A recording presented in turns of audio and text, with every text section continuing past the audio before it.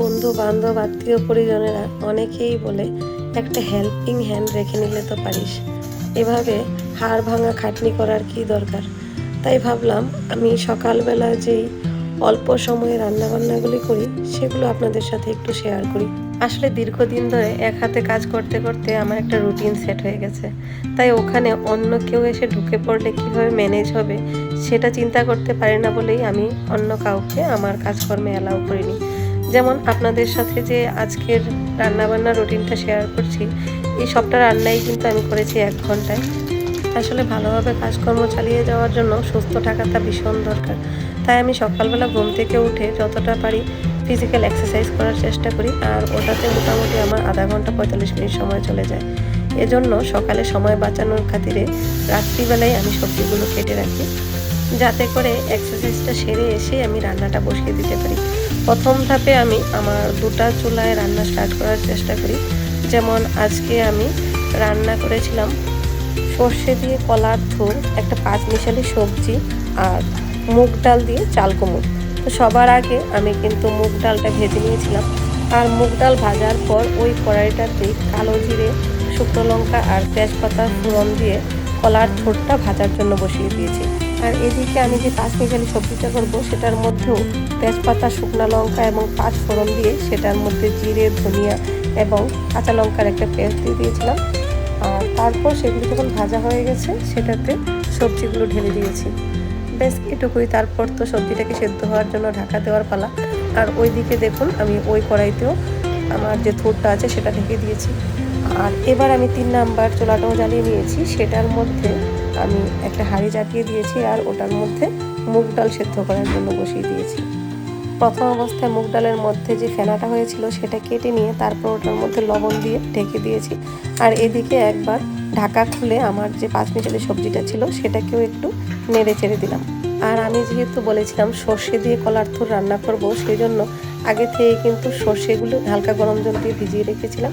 এটাকে এখন মিক্সিতে পেস্ট করার পালা। আমার সর্ষেটা মিক্সিতে পেস্ট হয়ে গেছে, এখন সেটা কলার থুরের উপর ঢেলে দিয়ে খানিকটা সময় নেড়ে চেড়ে মিশিয়ে নিয়েছি। আর ওইদিকে আমার যে ডালটা সেদ্ধর জন্য বসিয়েছিলাম সেই ডাল সেদ্ধ হয়ে গেছে, তাই ওটার মধ্যে আমি আমার কেটে রাখা চাল কুমড়োগুলো ঢেলে দিলাম। আর এইসব করতে করতেই আমার সর্ষে দিয়ে কলার থুর কিন্তু রান্না কমপ্লিট হয়ে গেছে। তাই আমি এবার সামান্য চিনি অ্যাড করে কলার থুরটা নামিয়ে নিচ্ছি। কিন্তু চুলা আমি অফ করব না, কারণ এই চুলার মধ্যে এখন আমি বসাবো চা। যতক্ষণে চা রান্না হবে ততক্ষণ সময়ে আমি কলার থুরটাকে কড়াই থেকে নামিয়ে ওই কড়াইটা আবার ধুয়ে নিচ্ছি, কারণ ওই কড়াইতে আমি নেক্সট একটা সবজি রান্না করব। আমার হাজব্যান্ড সকালবেলা লিকার চা খায়, সেজন্য চায়ের মধ্যে চিনি চা পাতা দিয়ে দিয়েছি। আর ওই ফাঁকে আমার যে মুগ ডাল এবং পাঁচমিশালি সবজিটা আছে সেটাকেও খানিকটা নেড়ে চেড়ে দিয়েছি। ততক্ষণে কিন্তু আমার পাঁচমিশালি সবজি অনেকটাই হয়ে গেছে। এই সবজিতেও আমি খানিকটা চিনি অ্যাড করব, আর চিনি অ্যাড করার পর খানিকটা সময়ের জন্য ঢেকে দেবো। এদিকে চা রান্না কমপ্লিট হয়ে গেছে, আর আমার কড়াইও ধোয়া হয়ে গেছে। তাই আবার সবজি রান্নার জন্য কড়াই বসিয়ে সেটাতে গরম তেলে তেজপাতা এবং শুকনো লঙ্কার ফোড়ন দিয়ে দিয়েছি। আর এই ফোড়নটা আমি আসলে রেডি করছি আমার যে মুগ ডালটা আছে সেটার জন্য।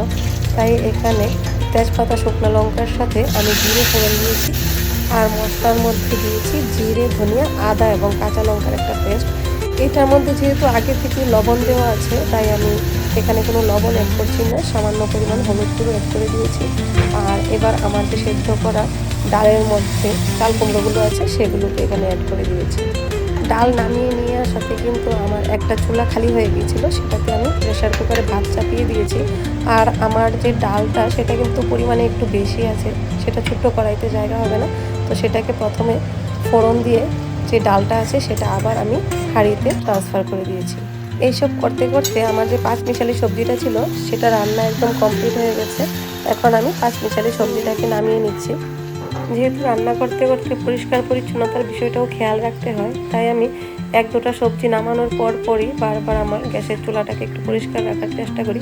এটা করলে শেষের দিকে আমাকে আর বেশি খাটাখাটনি করতে হয় না। আর আমি যখন রান্না করছিলাম তখন কিন্তু খালি রান্নাই করছিলাম না, পাশাপাশি আমার যে বাসনগুলো ছিল সেগুলোকেও একটু পরপর মেজে নিচ্ছিলাম। দেখুন আমার বাসন মাজার সিঙ্ক কিন্তু একদম খালি।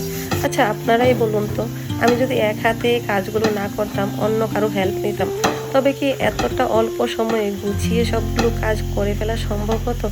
হয়তো বা হলেও হতে পারতো, কিন্তু আমি কেন যেন ভরসা করতে পারছি না। তাই নিজে যতটা পারছি ততটাই কাজ চালিয়ে নেওয়ার চেষ্টা করছি। আমার কাজ তো কমপ্লিট, আর এই হলো আমার আজকের সম্পূর্ণ রান্নাবান্না। ধন্যবাদ সবাই।